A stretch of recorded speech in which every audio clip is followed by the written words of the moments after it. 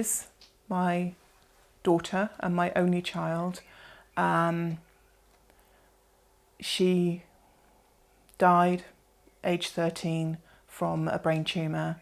It was a high-grade glioblastoma.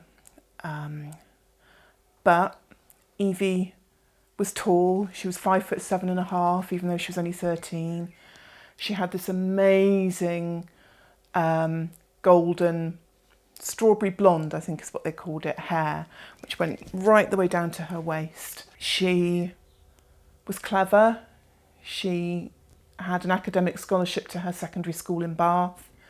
She swam for her local club. She was best at butterfly. She played the saxophone. Evie started getting headaches and she was occasionally sick and was a bit sleepy. And then once she'd been sick, she was actually fine again.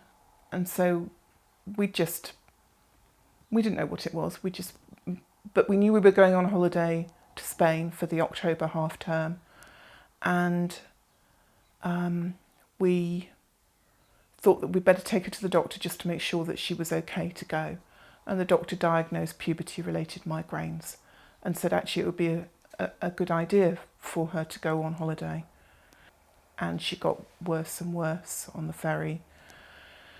So that night we took her into the children's A&E hospital in San Sebastian, and the next morning they diagnosed the brain tumour, and that the next night they operated. And we were in hospital in Spain only for a week before they flew us back to Bristol Children's Hospital by air ambulance.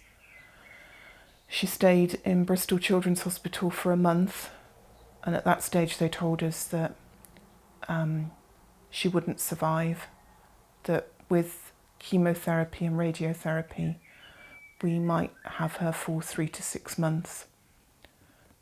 And we thought that wasn't fair on Evie to give her false hope. So we asked if we could bring her home, and we brought her home. And we brought her home at the end of November, and she died on the 11th of January. So she was at home for 6 weeks. It mattered that Evie was at home. She was desperate to be at home with her cats, with her toys, with her familiar things. It meant that people could come and visit her, that her friends could come and visit her whenever they wanted to. It meant that we could feed her whatever she wanted.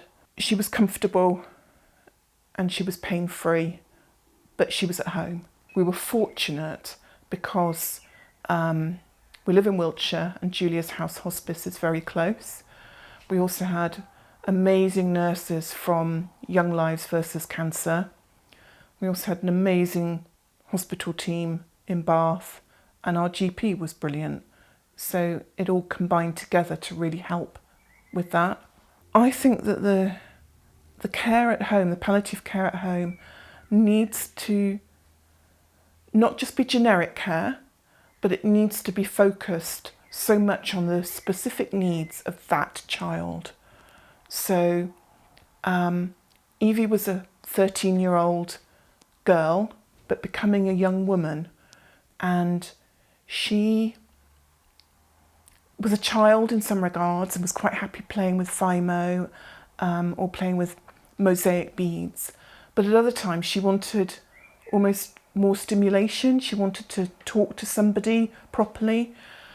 The primary need for Evie, though, would have been a child psychologist, somebody to just talk to her, to help her understand what was happening and to stop her from being so frightened. Because Evie didn't want to frighten us and she didn't want to talk to us. I think also it's a really silly thing, but personal hygiene. And it was a nightmare to wash her hair.